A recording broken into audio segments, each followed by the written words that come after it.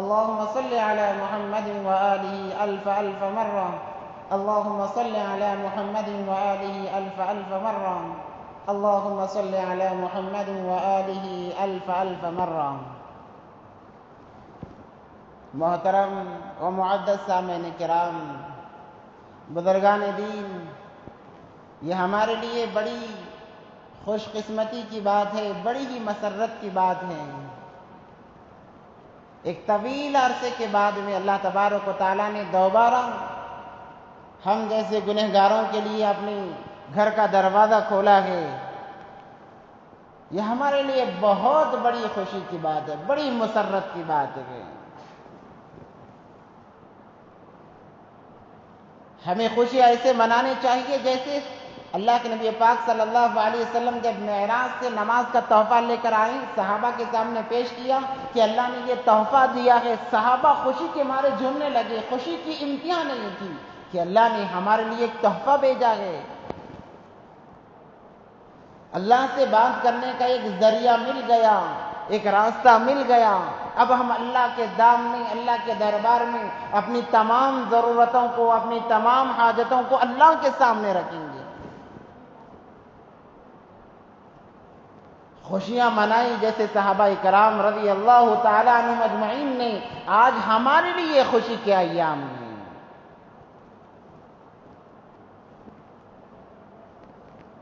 کہ اللہ تبارک و تعالیٰ نے رحمت کی نظر فرمائی، دوبارہ اپنے گھر کے راستے، دروازے ہمارے لیے کھول دیے۔ دیکھو، جب اللہ تبارک و تعالیٰ ناراض ہوتے ہیں، اللہ جب ناراض ہوتے ہیں حالات کو مسلط کر دیتے ہیں تاکہ بندہ ان حالات میں لگ کر اللہ کی طرف دوبارہ متوجہ ہو جانے والا بن جائے۔ انسانوں پر حالات کا آنا کہ اللہ کی طرف متوجہ کرانے کے لیے ہوتا ہے۔ کیا میرے بندے، اب تو دنیا کرتا رہا تھا، اب اللہ میرے طرف آ جا، یہ وقت میرے ساتھ ہم کلامی کا ہے۔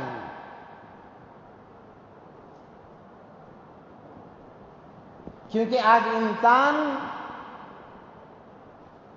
مرنے کو بھولا ہوا ہے، اللہ کو بھولا ہوا ہے۔ انسان کے زندگی کے اندر بس ایک ہی مقصد رہ گیا، وہ یہ کہ بس جیسی چاہیے ویسی زندگی گزارو، موت آنے پر مر جاؤ، مسئلہ ختم ہو جائے۔ جب انسان کی ایسی سوچ رہے گی، انسان اور چوپایوں میں یعنی جانوروں میں کوئی فرق نہیں ہوگا۔ جو دیگر جانور ہیں ان کا کیا معاملہ ہے؟ ان کی صبح بھی دنیا کے لیے ہو رہی ہے، شام بھی دنیا کے لیے ہو رہی ہے، کوئی واسطہ ہی نہیں ہے۔ اگر انسانوں کا بھی ایسا ہی معاملہ رہا تو ان میں کیا فرق باقی رہ جائے گا؟ اس لیے انسان کو اشرف المخلوقات بتایا گیا۔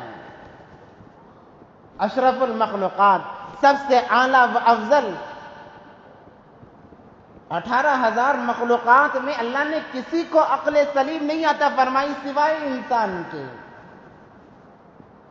کسی کو اللہ تبارک و تعالیٰ نے عقل سلیم نہیں عطا فرمائی۔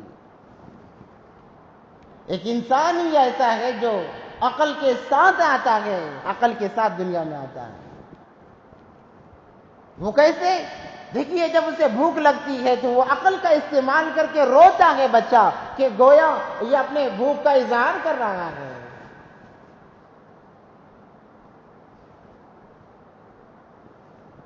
اپنی بھوک کا اظہار کر رہا ہے، کہہ رہا ہے کہ مجھے کھانا کھلایا جائے، دودھ پلایا جائے۔ اگر عقل نہیں ہوتی تو بچہ یہ کیسے کر سکتا؟ انسان عقل مند پیدا ہوا ہے۔ یہ عقل صرف دنیاوی غرض کے لیے نہ استعمال کی جائے، اس عقل کو اللہ کی وحدانیت کو بیان کرنے کے لیے استعمال کیا جائے، اللہ کے دین کو عام کرنے کے لیے اس عقل کا استعمال جب بندہ کرتا ہے، اللہ تبارک و تعالیٰ اسے دنیا میں بھی کامیاب بنا دیتے ہیں، آخرت کے اندر بھی کامیاب بنا دیتے ہیں۔ حدیث ساتھی، یہ زندگی چند روزہ زندگی ہے بس۔ نبی پاک صلی اللہ علیہ وسلم کا فرمان، کن فی الدنیا کأنک غریب. میرے صحابہ، دنیا میں ایسی زندگی گزارو جیسے ایک اجنبی زندگی گزارتا ہے، راہگیر، راہ چلنے والا، سفر میں جانے والا جیسے زندگی گزارتا ہے. جب مسافر چلتا گئے، پہلے زمانے میں پیدل سفر ہوا کرتے، تو جب چلنے والا تھک جاتا تو درخت کا سائے کے نیچے تھوڑی دیر آرام کے لیے بیٹھ جاتا یا آرام کر لیتا. اس فکر میں آرام کرتا کہ مجھے اس وقت تک وہاں پر پہنچنا ہے. وہ اس سائے کو ہمیشہ کے لیے ٹھکانہ نہیں بناتا. ویسے ہی میری آپ کی تمام انسانیت کی زندگی ایک سائے کے مانند ہے. جیسے مسافر سائے کو عارضی طور پر استعمال کرتا ہے، ہمیں دنیا کو عارضی طور پر استعمال کرنا ہے.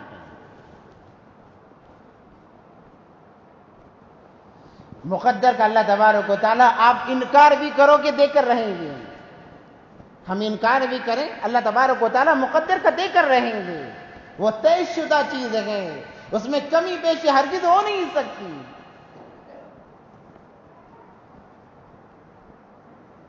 اپنی زندگی کے مقصد کو ہم پہچانیں تو نبی پاک صلی اللہ علیہ وسلم نے فرمایا، کن فی الدنیا کأنک غریب. دنیا میں ایسی زندگی گزار جیسے راہگیر ہے، مسافر چلنے والا ہے. سائے سے اسے کوئی واسطہ نہیں، بس تھوڑی دیر کے لیے وہ آرام کرنے کے لیے رک جاتا ہے، اور جیسے ہی ضرورت مکمل ہو جاتی ہے اس سائے دار گھنے درخت کو چھوڑ کر وہ نکل جاتا ہے. ویسے ہی انسان کی زندگی یہ سائے کے طور پر دی گئی ہے، جب اس کو ضرورت کے طور پر اس کا استعمال کریں اور اس کو چھوڑ کر ہمیں ہمیشہ کے لیے چلنا ہے. ہم مسافر ہیں، مسافر ہم چل رہے ہیں. کسی کے چلتے چلتے 50 سال گزر گئے، کسی کے 60، کسی کے 70، کسی کے 20، کسی کے 10. ہر کوئی چل رہا ہے اور دن بدن موت کے قریب ہوتا چلا جا رہا ہے.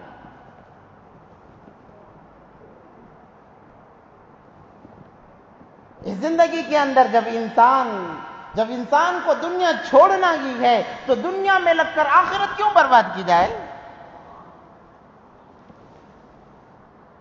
اس درخت کے مختصر سے سائے کے لیے اپنا مکان، اپنی منزل پر جو ہمارا مکان ہے اس کو داؤ پر کیوں لگایا جائے؟ یہ درخت کا سایہ بظاہر ہمیں دھوپ میں اچھا نظر آتا ہے، جیسے ہی سورج ڈھل جائے گا وہ سایہ دھیرے دھیرے دھیرے ہمارا ساتھ چھوڑ دے گا. تو جو سایہ ختم ہونے والا ہے اس سائے کے پیچھے لگ کر اپنی جو منزل مقصود میں جو بہترین اللہ تبارک و تعالیٰ نے گھر بنایا جسے جنت کہتے ہیں اس کو کیوں داؤ پر لگایا جائے؟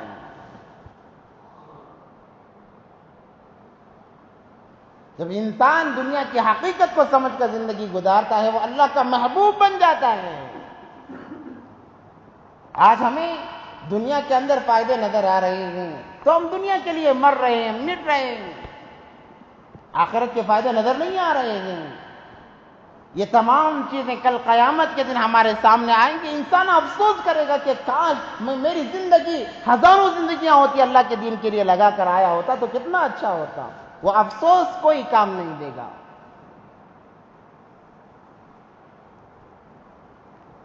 اور جو انسان دنیا میں زندگی کو بناتا ہے، اللہ کے احکام کے مطابق زندگی گزارتا ہے، اللہ تبارک و تعالیٰ اسے دنیا کے اندر خوش رکھتے ہیں، گویا دنیا اس کے قدموں تلے ڈال دیتے ہیں. اس کی مثال ہمارے سامنے ہے، صحابہ کی مثالیں ہمارے سامنے ہیں. اور جو ایام چل رہے ہیں، بقرعید قریب آ رہی ہے. ہر بقرعید ہمارے لیے ایک پیغام ہے کہ زندگی جینا ہے تو ایسے جیو جیسے حضرت ابراہیم علی نبینا علیہ السلام نے زندگی جی ہے. اللہ نے فرمایا کہ وَإِذِ ابْتَلَىٰ إِبْرَاهِيمَ رَبُّهُ بِكَلِمَاتٍ فَأَتَمَّهُنَّ، کہ ہم نے ابراہیم علیہ السلام کو آزمایا. 5 بڑی بڑی آزمائشوں سے حضرت ابراہیم علیہ السلام کو گزرنا پڑا.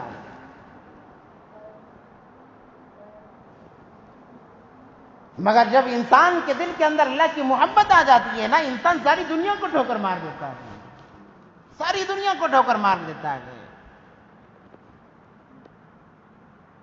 آج ہمارا حال یہ ہے کہ ہم دین کو ٹھوکر مارنے کے لیے تیار، احکام خداوندی کو ٹھوکر مارنے کے لیے تیار۔ اسی لیے علامہ اقبال نے بہت بہترین شعر کہا ہے، تو ادھر ادھر کی بات نہ کر، تو ادھر ادھر کی بات نہ کر، مجھے یہ بتا کہ قافلہ کیوں لوٹا گئے، فلاں ایسا ہے وہ ایسا، اس کی بات مت کر، چھوڑ دے ان باتوں کو، یہ بتا تیری زندگی کے اندر جو اعمال ہیں وہ کیوں برباد ہو رہی ہیں، تیری زندگی کیوں برباد ہو رہی ہے،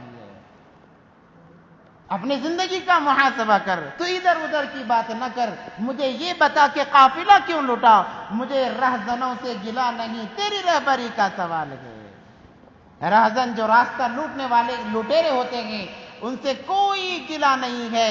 انسان اپنے زندگی کے اندر اعمال کا سرمایہ اپنے بد کرداریوں سے گنوا دیتا ہے، بد کرداریوں سے گنوا دیتا ہے۔ مجھے رہزنوں سے گلا نہیں، تیری رہبری کا سوال ہے۔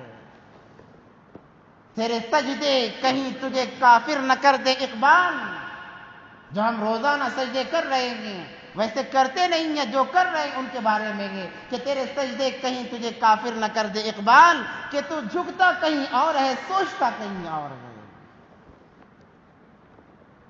انسان کا جھکنا کہیں اور ہوتا ہے، مسجد میں آ کر جھک رہا ہے مگر اس کی سوچ کہیں اور ہوتی ہے۔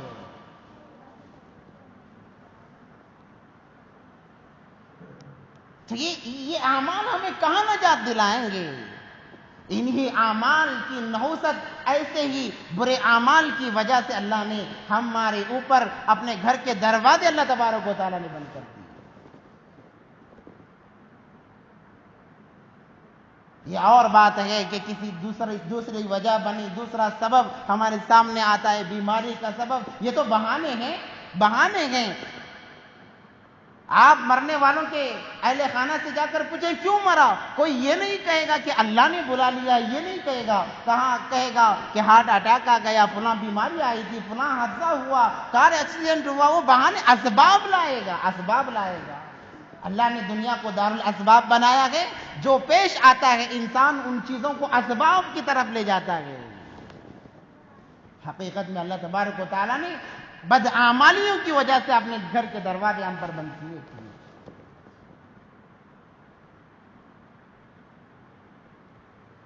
اگر پھر دوبارہ ایسا ہی رہا، پھر بھی یہ معاملہ چلتا رہے گا، تو الغرض ہمارے سامنے ایک بہت عظیم الشان ایام آنے جا رہے ہیں، بہت عظیم الشان ایام ہمارے سامنے آ رہے ہیں، جن کو ہم بقرعید کے نام سے جانتے ہیں۔ اور یہ بقرعید کی جو سنتیں ہیں وہ حضرت ابراہیم علی نبینا علیہ الصلاۃ والسلام کی یاد کو تازہ کرنے کے لیے انہوں نے اپنی زندگی کو اللہ کے لیے ایسے قربان کر دیا، اللہ کو وہ ادا اتنی پسند آئی، اللہ نے قرآن میں اس چیز کو حصہ بنایا اور تمام پر لازم قرار دیا گیا کہ اے انسانوں، جب تک دنیا میں باقی رہو میرے خلیل کی سنتیں زندہ کرتے رہو، میرے خلیل کی سنتیں زندہ کرتے رہو۔ اللہ تبارک و تعالیٰ نے انہیں امام بنایا ہے، جد امجد کا انہیں لقب دیا گیا ہے۔ اسی لیے جب اللہ کے نبی پاک صلی اللہ علیہ وسلم معراج پر جانے لگے، ہر آسمان پر کوئی نہ کوئی نبی سے ملاقات ہوتی، کسی نہ کسی نبی سے ملاقات ہوتی۔ 7ویں آسمان پر حضرت ابراہیم علیہ السلام بیٹھے ہوئے ہیں ٹیک لگا کر بیت المعمور، جیسے ہمارے لیے کعبہ ہے، فرشتوں کے لیے بیت المعمور ہے 7ویں آسمان پر، اور ٹھیک کعبۃ اللہ کے اوپر کوئی فرق نہیں، ایک زمین پر کعبہ ہے اور ایک آسمان پر کعبہ ہے۔ جو زمین پر کعبہ ہے اسے بیت اللہ کہتے ہیں، اور جو آسمان پر کعبہ ہے اسے بیت المعمور کہتے ہیں۔ تو بیٹھے بھی ہیں، اللہ تبارک و تعالیٰ نے کہا اے نبی جی، تمام نبیوں نے آپ سے آگے بڑھ کر ملاقات کی ہے، مگر وہ آپ کے جد امجد ہیں، وہ آپ کے دادا ہیں، آپ کے لیے ضروری ہے کہ آپ چل کر جائیں ان کے پاس تک۔ نبی پاک صلی اللہ علیہ وسلم چل کر گئے اور ملاقات کی ہے حضرت ابراہیم علیہ السلام سے۔ اللہ نے یہ مقام و مرتبہ کب عطا فرمایا؟ جب انہوں نے اپنا سب کچھ اللہ کے لیے لگا دیا۔ کتنی بڑی بڑی آزمائشوں سے حضرت ابراہیم علیہ السلام کو گزرنا پڑا۔ اگر ویسے امتحانات ہمارے ساتھ آ جائیں، ہم کب کا منہ پھیر لیتے دین سے، اللہ تبارک و تعالیٰ کی ذات سے۔ آج ذرے ذرے حالات آنے پر ہم اللہ کے لیے ہماری زبانیں غلط الفاظ نکالتی ہیں، مگر وہ قربان جائیں، ان کی محبت پر قربان جائیں۔ جب انہیں آگ میں ڈالا جانے لگا، نمرود نے آگ جلائی، اس لیے کہ وہ دین کا کام کرتے، لوگوں کو اللہ کی طرف بلاتے، وحدانیت کی طرف بلاتے۔ انسان کا مقصد یہی ہونا چاہیے، انسان کی زندگی کا مقصد یہی ہونا چاہیے کہ وہ خود بھی اچھے کام کرے اور دوسروں کو بھی اچھے کام کی ترغیب دے، خود بھی برے کاموں سے اپنے آپ کو بچائے اور دوسروں کو برے کام سے بچنے کی ترغیب دے۔ یہ انسان کی زندگی کا اصل مقصد ہے۔ طریقہ چاہے جو بھی ہو، یہ ضروری نہیں کہ یہ کام جماعت میں ہی نکل کر کیا جا سکتا ہے۔ طریقہ جو بھی ہو، شرط یہ ہے کہ اعمال کی دعوت دے، برائی سے اپنے آپ کو بھی بچائے اور دوسروں کو بچنے کی ترغیب دے۔ جب انہیں آگ میں ڈالا جانے لگا، ایک عجیب سما بندھا ہوا تھا اس وقت میں۔ ابراہیم علیہ السلام نے نمرود کو دعوت دی کہ ایک اللہ کی طرف آ جا، اللہ وحدہ لا شریک ہے، اس کے علاوہ کوئی معبود نہیں ہے۔ سب سے پہلے بغاوت کرنے والے ان کے باپ آزر تھے، وہ خود بت بناتے اور بازار میں جا کر بتوں کو بیچتے۔ ان کی ولادت ایسے خاندان میں ہوئی جو بتوں کو بنا کر تراش کر بیچا کرتے، ایسے خاندان میں ان کی ولادت ہوئی، مگر انہوں نے کبھی خاندان کا اثر نہیں لیا،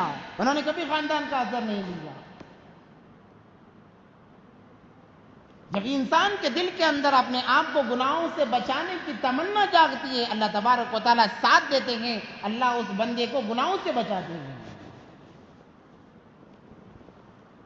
آزر کو جب لوگوں نے کہا کہ تیرا بیٹا تو ہمارے بتوں کے بارے میں برائی کر رہا ہے، اتفاقی کی مرتبہ یہ ہوا کہ جب یہ بڑے ہو گئے، جوان ہو گئے، باپ نے کہا کہ ابراہیم جاؤ ان بتوں کو بیچ کر آؤ۔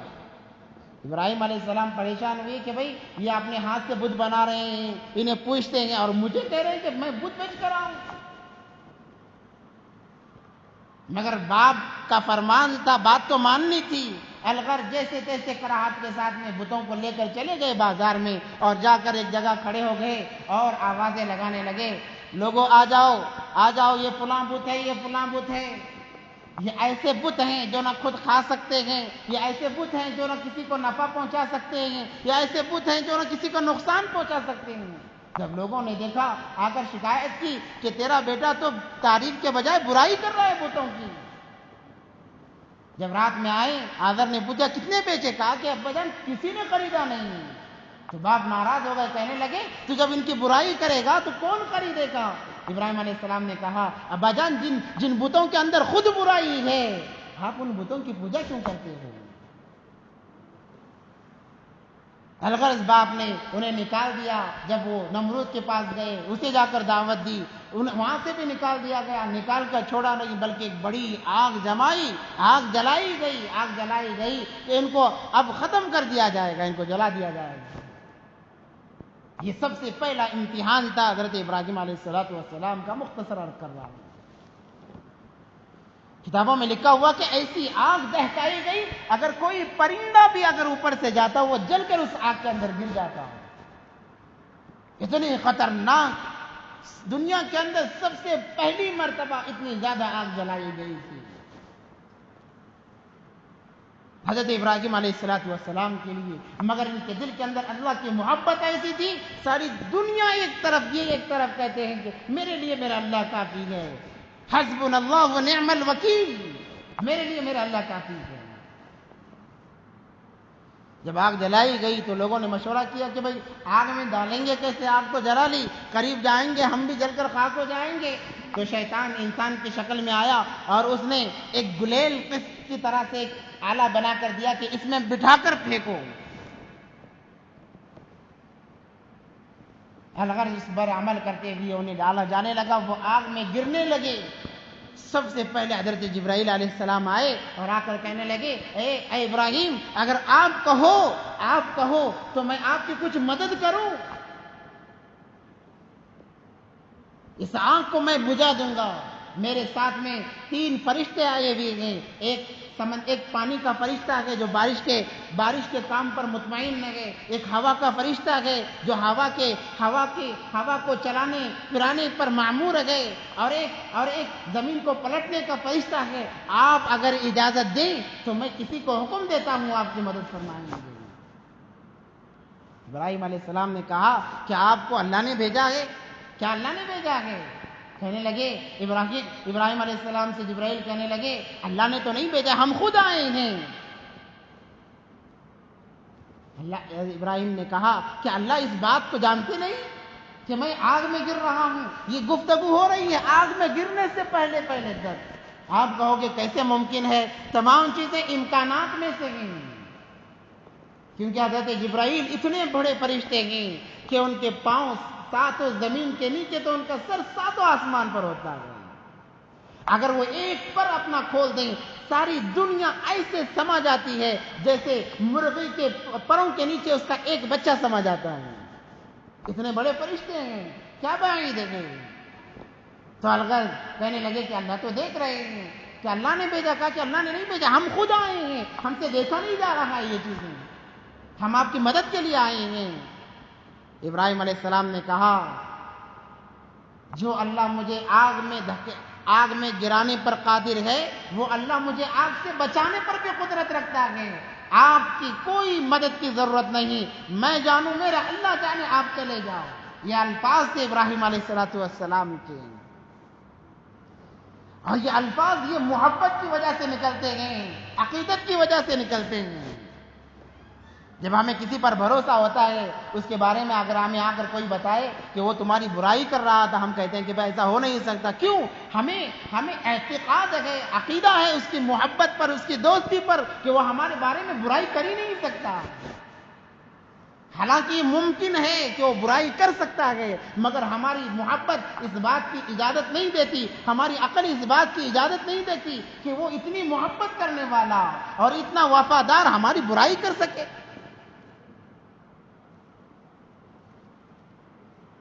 جیسے ہی ابراہیم علیہ السلام نے جبرائیل کی مدد کو انکار کیا، آنکھ کے قریب آئے، اللہ نے کہا کہ میرا خلیل سچا ہے۔ اللہ نے آپ کو حکم دے دیا، کیا کہا اللہ تبارک و تعالیٰ نے کہ یا نار کونی بردا، یا نار اے آگ۔ اللہ نے بذات خود مخاطب ہو کر، بہت کم ایسا ہوتا ہے، بہت کم ایسا ہوا ہے کہ اللہ نے کسی مخلوق سے براہ راست مخاطب کر کے کہا ہو۔ حضرت نوح علیہ السلام کے طوفان نوح کے بعد میں شاید یہ پہلی مرتبہ تھا، شاید یہ پہلی دفعہ تھا کہ اللہ بظاہر خود آگ سے مخاطب ہیں اور کہہ رہے ہیں کہ یا نار اے آگ کونی بردا، کہ تو ٹھنڈی ہو جا سلامتی کے ساتھ میں، اعلیٰ ابراہیم پر ٹھنڈی ہو جا، ابراہیم کے لیے راحت کا ذریعہ بن جا۔ اور اللہ نے تاکید بھی فرمائی، اگر میرے خلیل کا ایک بال بھی جل جائے تو تیری خیر نہیں۔ کتابوں میں لکھا ہوا ہے کہ وہ آگ ایسی ہو گئی ابراہیم علیہ السلام کے لیے، نہ زیادہ ٹھنڈی، نہ زیادہ گرمی کے گرمی محسوس ہو، نہ زیادہ ٹھنڈی کے ٹھنڈی محسوس ہو۔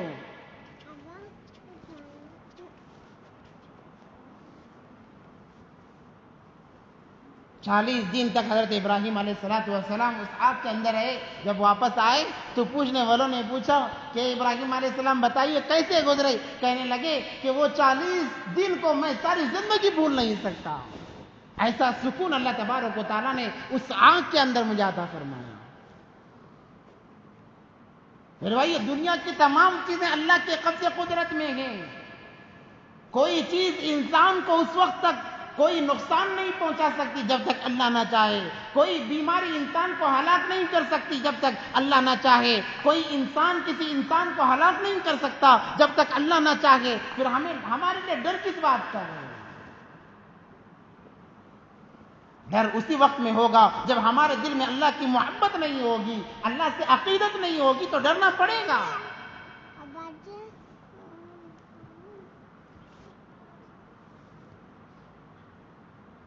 اس لیے اپنے دلوں کے اندر اللہ کی محبت کو ایسے اجاگر کریں جیسے ابراہیم علیہ السلام نے اجاگر کیا، اور وہ دنیا کے لیے مثال بن گئی، دنیا کے لیے مثال بن گئی۔ اور دوسری مرتبہ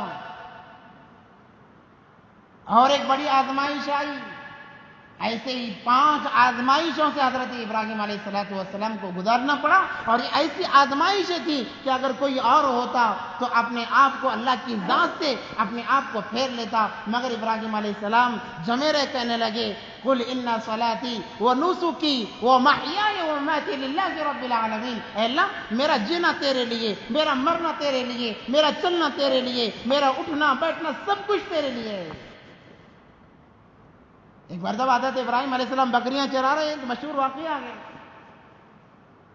بکریاں چرا رہے تھے اور بڑے خوش تھے، دل میں اللہ کی تعریف بیان کر رہے تھے۔ اللہ نے جبرائیل امین کو بھیجا کہ جاؤ میرے خلیل کے پاس جا کر میری تعریف کے کلمات کہو، تعریف کے کلمات کہو۔ تو جبرائیل علیہ السلام انسانی شکل میں آئے اور ان کے پاس سے گزرتے ہوئے چند الفاظ کا ورد کیا۔ وہ الفاظ کیا تھے؟ سبحان الملک القدوس، سبحان ذی الملک والملکوت، سبحان ذی العزت والعظمت والہیبت والقدرت والکبریاء والجبروت۔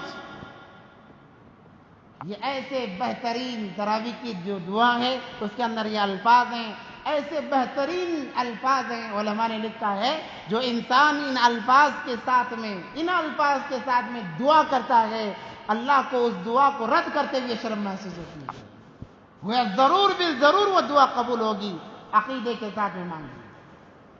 جب یہ ان الفاظ کے ساتھ میں ان الفاظ کو حضرت ابراہیم علیہ السلام نے سنا تو خوشی کے مارے جھومنے لگے اور دوڑے ہوئے ان کے پیچھے چلے گئے، کہاں کہنے لگے کہ آپ نے کس انداز میں اللہ کی تعریف کی ہے کہ دوبارہ کرو۔ وہ کہنے لگے کہ اے ابراہیم، ہر چیز کی کوئی نہ کوئی مول ہوتی ہے، ہر چیز کا مول ہوتا ہے، میرے الفاظ کا بھی مول ہے، کیا دو گے ان الفاظ کو دوبارہ سننے کے لیے؟ ابراہیم علیہ السلام نے کہا میرے پاس تو کچھ نہیں ہے، ہاں البتہ یہ بکریوں کا ریوڑ ہے، آدھا ریوڑ میں تمہیں دے دیتا ہوں، ساری زندگی کی جمع پونجی حضرت ابراہیم کی کہنے لگے کہ آدھا ریوڑ لے لو، تو آدھا ریوڑ لے لیا گیا۔ ان الفاظ کو دہرایا، سبحان الملک القدوس، سبحان ذی الملک والملکوت، سبحان ذی العزت والعظمت والہیبت والقدرت والکبریاء والجبروت۔ دوبارہ جھومنے لگے، کہنے لگے کہ مزہ آ گیا، ایسا مزہ آیا کہ زندگی پر اس مزے کی لذت کو میں محسوس کرتا رہوں گا۔ ایک مرتبہ اور کہہ دو، کہنے لگے کیا دو گے؟ کہنے لگے کہ آدھا ریوڑ جو بچا وہ بھی دے دوں گا۔ ان الفاظ کو سننے کے لیے آج جب آذان ہوتی ہے اللہ اکبر اللہ اکبر، اے انسان اے مسلمان اللہ سب سے بڑا ہے، آجا مسجد کی طرف، اے انسان اے مسلمان اللہ سب سے بڑا ہے، آجا ہدایت کی طرف، حی علی الصلاۃ حی علی الفلاح، اللہ اکبر اللہ سب سے بڑے ہیں، اللہ سب سے بڑے ہیں، ہم منہ پھیر لیتے ہیں، اذان کی طرف توجہ نہیں دیتے، حالانکہ اللہ کی بڑائی ہو رہی ہے۔ ایک ابراہیم علیہ السلام ہے، اللہ کی تعریف سننے کے لیے اپنی جمع پونجی قربان کرنے کے لیے تیار ہے۔ دوبارہ جبرائیل علیہ السلام نے پڑھا کہ سارا ریوڑ دے دیا، کہنے لگے اے فلانے ایک اور مرتبہ سنا دے، بڑا میرے اللہ کی تعریف سن کر، کیونکہ ابراہیم علیہ السلام کے علاوہ دنیا میں اللہ کی تعریف کرنے والا کوئی نہیں تھا، تمام مشرک تھے، تو یہ اکیلے اللہ کی تعریف کیا کرتے۔ جب دوسرا آدمی آ کر اللہ کی تعریف کرنے لگا، ان سے رہا نہیں گیا اس تعریف کو سننے کے لیے، کہنے لگے کہ ایک اور مرتبہ کہہ دے تاکہ میرے دل کو سکون مل جائے۔ کہنے لگے اب کیا دو گے؟ کہنے لگے کہ اے فلانے میں نے بکریوں کا ریوڑ تو تمہیں دے دیا ہے، میں نے میری جمع پونجی تمہیں دے دی ہے، اب ان کو چرانے کے لیے غلام کی تو ضرورت پڑے گی نا، غلام بھی تو چاہیے، بکریوں کو چرانے کے لیے نوکر بھی تو چاہیے۔ کہنے لگا کہ ہاں چاہیے، تو میں ساری زندگی ان بکریوں کو چراتا زندگی گزاروں گا۔ ایک مرتبہ اللہ کی تعریف کر دی، اللہ سے محبت کرنے والے ایسے ہوتے ہیں جب دوبارہ کہنے لگے کہ اب میں تمہارا غلام ساری زندگی ان بکریوں کو تمہارے نام سے چرایا کروں گا، جبرائیل علیہ السلام کہنے لگے ابراہیم تم تو اس امتحان میں بھی کامیاب ہو گئے، اللہ نے آزمائش کے لیے بھیجا تھا کہ میں جا کر دیکھوں تمہارے دل میں اللہ کی کتنی محبت ہے، تم تو اس میں بھی کامیاب ہو گئے۔ اللہ تبارک و تعالیٰ بعض مرتبہ بندوں سے کچھ مانگتے ہیں، اللہ لیتے نہیں ہیں، اللہ کو کوئی ضرورت نہیں ہے۔ جیسے ابراہیم علیہ السلام کی بکریاں بظاہر اللہ نے لی ہیں، مگر پھر بھی دوبارہ انہی کو ان کا مالک بنا دیا۔ ان اللہ اشتری من المؤمنین انفسهم باموالهم بان لهم الجنہ، یہ ہمارا جان ہمارا مال یہ اللہ کی دی ہوئی امانت ہے۔ اللہ مانگتے ہیں تاکہ دیکھیں میرے بندے کے دل میں، میری بندی کے دل میں میری کتنی محبت ہے۔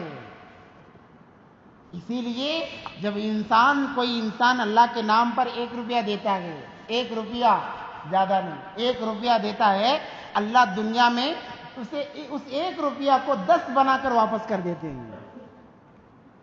1 روپیہ دیا اللہ کے نام پر، 10 بنا کر واپس دے دیتے ہیں دنیا کے اندر مرنے سے پہلے۔ جب مر کر جائے گا اس کا کوئی حساب نہیں، اللہ کتنا درجہ بڑھا کر دیں گے کوئی حساب نہیں۔ کوئی دینے والا تو ہو، دے کر تو دیکھے اللہ کے نام پر، اللہ کے نام پر دے کے تو دیکھے۔ جیسے مثال کے طور پر ایک باپ ایک ماں اپنے بچے کو کچھ کھانے کے لیے دیتی ہے تو دیکھنے کے لیے میرے بچے کے دل میں میری کتنی محبت ہے، باپ کیا کرتا ہے کہ بیٹا مجھے تھوڑا دے دے، مجھے تھوڑا دے دے۔ بچہ نخرے کرتا ہے، باپ بار بار پوچھتا ہے۔ ان نخرے کے بعد میں جب بچہ اپنے توتلے ہاتھوں سے ذرا سا ایک تنکا اٹھا کر باپ کو دیتا ہے یا ماں کو دیتا ہے، ماں کو کتنی محبت آتی ہے، باپ کتنی محبت کرتا ہے، گلے لگا لیتا ہے اور سارا کا سارا اسی کے منہ میں ڈالتا ہے۔ اللہ تو 70 ماؤں سے زیادہ محبت کرنے والے ہیں۔ ایک ماں کی محبت، ایک ماں کی ممتا کا یہ حال ہے، ایک باپ کی محبت کا یہ حال ہے۔ اللہ 70 ماؤں سے زیادہ محبت کرنے والے ہیں۔ ذرا بتاؤ جب تم کہو گے یا اللہ یہ تیرے نام پر دے رہا ہوں، اللہ لوٹاتے وقت کتنی محبت میں لوٹائیں گے، کتنی محبت میں لوٹائیں گے کہ میرے بندے نے، اسے ضرورت تھی اس کے باوجود میرے بندے نے میرے لیے اٹھا کر دیا ہے۔ اسی لیے کہتے ہیں کہ اللہ کے نام پر دیا کرو، اللہ کے نام پر مانگنے والوں کو ایسے ہی نہ بھیجا کرو۔ تو ابراہیم علیہ السلام نے صرف اللہ کی تعریف سننے کے لیے اپنی جمع پونجی لگا دی، اللہ نے دوبارہ انہی کو ان کا مالک بنا دیا۔ کہا کہ ابراہیم ان کو تو تم ہی رکھ لو، ہم تمہاری محبت کو جانچنا چاہتے تھے۔ اسی لیے ہمارے سامنے اب عید آ رہی ہے، بقرعید آ رہی ہے، اور اس کے اندر جانوروں کی قربانی کی رسم ہے، گویا کہ یہ سنت ہے۔ اللہ کے نبی پاک صلی اللہ علیہ وسلم کی حدیث ہے، غالباً حضرت زید رضی اللہ تعالیٰ نے اس کے راوی ہیں، کہتے ہیں قال اصحاب رسول اللہ صلی اللہ علیہ وسلم ما هذه الاضاحی، کہ اللہ کے نبی یہ بقرعید کیا چیز ہے، یہ قربانی کیا چیز ہے؟ نبی پاک صلی اللہ علیہ وسلم نے فرمایا ھذا سنت ابیکم ابراہیم، ھذا سنت ابیکم ابراہیم۔ الفاظ سنیں، الفاظ، یا تو پھر اللہ کے نبی صلی اللہ علیہ وسلم یہ کہہ سکتے تھے ھذا سنت ابی ابراہیم، کہ یہ میرے والد ابراہیم کی سنت ہے، میرے والد ابراہیم کی سنت ہے۔ مگر ان الفاظ پر غور کریں، اللہ کے نبی نے فرمایا ھذا سنتی ابیکم ابراہیم، یہ تمہارے باپ ابراہیم کی سنت ہے، یہ تمہارے اور ہمارے باپ ابراہیم علیہ السلام کی سنت ہے۔ کتنا قریبی تعلق ہے، کتنا گہرا تعلق ہے کہ جو انسان قربانی دے دیتا ہے اس کا تعلق ابراہیم علیہ السلام سے جا کر جڑ جاتا ہے۔ صحابہ نے پوچھا فما لنا فیہا یا رسول اللہ، پھر ہمارے لیے اس کے اندر کیا ہے، ہم قربانی دیں گے؟ نبی پاک صلی اللہ علیہ وسلم نے فرمایا قال نبی صلی اللہ علیہ وسلم بکل شعرۃ حسنہ، اس جانور کے ہر بال کے بدلے تمہیں ایک نیکی ملے گی، تمہارا ایک گناہ معاف کر دیا جائے گا، تمہارا ایک درجہ بلند کر دیا جائے گا۔ اللہ اکبر، سبحان اللہ۔ اور علماء نے لکھا ہے کہ جو انسان جانوروں کی قربانی دیتے ہیں، بقرعید میں قربانی دیتے ہیں، کل قیامت کے دن جب میدان پلصراط کو جہنم پر بچھا دیا جائے گا، پلصراط کو جب بچھا دیا جائے گا، لوگ چلنے کے لیے کترا رہے ہوں گے، صاحب قربانی دینے والے ان کو آواز دی جائے گی، ان کے جانوروں کو آواز دی جائے گی، وہ جانور دوڑتے ہوئے آ کر ہمارے سامنے کھڑے ہو جائیں گے۔ اللہ تبارک و تعالی ہمیں قربانی کے جانوروں پر سوار کرائیں گے، ہم پلصراط پر چل کر نہیں، اپنے قربانی کے جانوروں پر سے گزر جائیں گے۔ یہ ہمارے لیے سواریاں ہیں، اسی لیے کہتے ہیں کہ جب قربانی دو تو ہٹا کٹا جانور قربانی دو، عیبدار جانور قربانی نہ کیا کرو، عیبدار جانور کو تندرست جانور دیکھ کر خریدو۔ سال میں ایک مرتبہ حضرت ابراہیم کی سنت کو زندہ کرنے کا ہمیں موقع ملتا ہے، سال میں ایک مرتبہ اس سنت کو زندہ کر لو، اللہ قیامت کے ان مرحلوں میں ہمارا ساتھ دے گا، قیامت کے ان مرحلوں میں ہمارا ساتھ دے گا۔ اور ایک حدیث ہے، ام عائشہ رضی اللہ تعالیٰ عنہ فرماتی ہیں، ما عمل ابن آدم من عمل یوم النحر، کہ بقرعید کے جو ایام ہیں، بقرعید کے جو ایام 3 دن قربانی کے جو ایام ہیں، اس دن اللہ کو قربانی کے یعنی خون سے زیادہ کسی چیز پر اللہ کو محبت کا اظہار نہیں فرماتے، یعنی اس دن جتنا جانوروں کے خون کو بہایا جائے گا اللہ کے نام پر، اور وہ اللہ کے نام پر جانوروں کے خون کو بہانا اللہ کو اتنا پسند ہے کہ اس جانور کے خون کا قطرہ زمین پر گرنے سے پہلے حدیث میں وَإِنَّهُ لَيَقَعُ مِنَ الْأَرْضِ بِمَكَانٍ قَبْلَ أَن يَقَعَ بِالْأَرْضِ، کہ وہ قطرہ زمین پر گرنے سے پہلے اللہ تبارک و تعالیٰ تمہارے سارے گناہوں کو معاف فرما دیں گے۔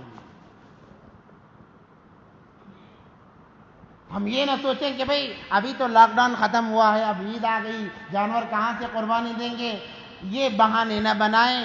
انسان نہ کرنا چاہے تو بہانے اس کے لیے 1000 مل جاتے ہیں، اور کرنے والے وہ کر کے اپنے اعمال کو مضبوط بنا لیتے ہیں۔ اللہ دینے والے ہیں، اسی لیے میں نے کہا اللہ کے نام پر 1 دو گے، اللہ دنیا میں 10 دے گا۔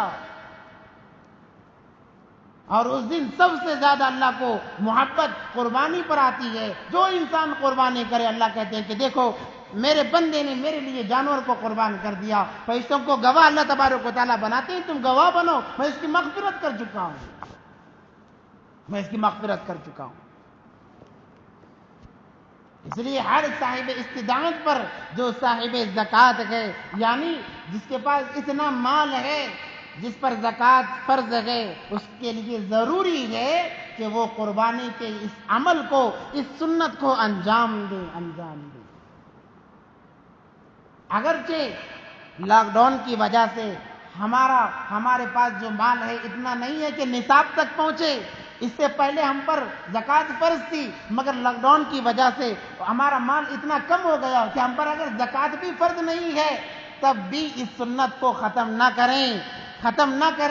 خدا را ذرا سی مشقت اٹھا لے، اللہ رحم کر دے گا۔ اگر یہ بھی نہ ہو سکے، آخری درجہ ادنا سے ادنا درجہ یہ ہے کہ کم سے کم کسی جانور کے اندر 1 آدھ حصہ تو لے لیں اللہ کے نام پر، تاکہ ہم بھی یہ کہہ سکیں اللہ حالات اتنے تھے کہ جانور کو خرید کر قربان نہ کر سکا، مگر یا اللہ اس جانور کے قربانی میں میرا بھی تو حصہ ہے، میں نے حصہ لگایا ہے، اتنا تو کم سے کم کہہ سکیں۔ سب سے اعلیٰ درجہ یہ ہے کہ ہم اتنی کوشش کریں کہ ہم جانور خرید کر قربانی دیں۔ اگر یہ ممکنات سے باہر ہے کہ یہ ممکن ہی نہیں ہے تو آخری درجہ، کم سے کم آخری درجہ یہ ہے کہ ہم کسی جانور کے اندر 1 حصہ لے لیں گے۔ اگر کوئی بڑا جانور قربان ہو رہا ہے تو اس کے اندر 7 حصے کیے جاتے ہیں، تو 1 حصہ لے لیں، وہی ثواب ملے گا۔ کیوں؟ ہمارے پاس اتنی استطاعت نہیں ہے کہ ہم قربانی جانور کی کر سکیں۔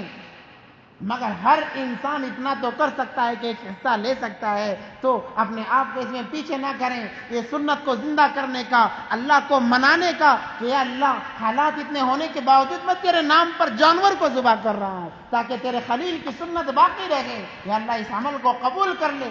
آپ دیکھو اللہ حالات کیسے بدلیں گے، حالات کیسے بدلیں گے. اور اس سے بڑھ کر جو انسان اپنے جی چرائے، قربانی نہ دے، تو اس کے بارے میں کیا حکم ہے؟ اس حدیث کو بھی سن لیں. اللہ کے نبی پاک صلی اللہ علیہ وسلم نے فرمایا من کان لہ اسعۃ فلم یضحی فلا یقربن مصلانا. نبی پاک صلی اللہ علیہ وسلم نے فرمایا جس کے پاس استطاعت تھی، اس نے بہانے بازی بنائی، اس نے اپنے آپ کو بچانے کے لیے ہیلے تلاش کیے اور قربانی نہ کی، اللہ کے نبی پاک صلی اللہ علیہ وسلم نے فرمایا فلا یقربن مصلانا، وہ عید کی نماز پڑھنے کے قریب نہ آئے، وہ مصلی کے قریب نہ آئے، وہ خوشی نہ منائے. کیوں؟ اس لیے کہ خوشی منانے کے قابل نہیں ہے کہ ایک سنت کو وہ ترک کر کے خوشی منانے کا مستحق نہیں بن سکتا، وہ خوشی نہیں منا سکتا. فلا یقربن مصلانا. اللہ کے نبی پاک صلی اللہ علیہ وسلم نے فرمایا کہ کوئی حق نہیں کہ وہ عیدگاہ کی طرف جائے، کوئی حق نہیں کہ وہ عید کی نماز میں شامل ہو، کوئی حق نہیں کہ وہ عید کی نماز کے بعد میں خوشی کے لیے مبارکبادی دے، کوئی حق نہیں کہ وہ عید کی خوشی میں گلے ملے، اس پر کوئی حق نہیں ہے. کیوں؟ اس لیے کہ اس عمل کو کرنے سے پہلے اس نے جد امجد کی سنت کو انکار کیا ہے جس سے اللہ راضی ہوتے ہیں، اس رضامندی کو اس نے ٹھکرایا ہے، اس پر کوئی حق نہیں ہے. اس لیے اگرچہ کچھ حالات ہوں اس کے باوجود بھی ہم قربانی کو لازم کریں اور قربانی دیں. ہو سکے تو سب سے بہتر یہی افضل ہے کہ جانور چھوٹا ہی صحیح، اگر بکرا خرید رہے ہیں تو اس سال کا ہو. اس حساب سے عمر معلوم کر کے اپنے علماء کرام سے، اپنے خاندان کے علماء کرام سے معلوم کر کے خریدیں. قربانی جانوروں کو دینا سب سے اعلیٰ اور افضل ہے. آخری درجے میں کم سے کم حصہ لے کر ان لوگوں میں ہمارا بھی تاکہ شمار ہو جائے، اس کی کوشش کریں. اور اسی کے ساتھ ساتھ اللہ کی رضامندی کے لیے نمازوں کا اہتمام کریں. مسجدیں بد دعائیں دیتی ہیں، آدھی رات میں مسجدیں اللہ کے دربار میں بد دعائیں دیتی ہیں. اے اللہ جیسا ان لوگوں نے مجھے ویران کیا ہے، ان کے گھروں کو ویران کر، ان کی زندگیوں کو ویران کر. اللہ اپنی مساجد کی بد دعا کو کبھی رد نہیں فرماتے. اسی لیے جو حالات گھروں کے اندر فتنے برپا ہوتے ہیں وہ مساجد کی بد دعا کی وجہ سے ہوتے ہیں. اس لیے مساجد کو آباد کرنے کی فکر کریں.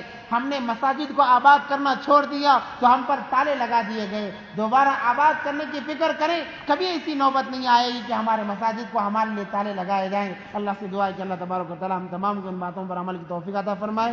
وآخر دعوانا الحمدللہ رب العالمین.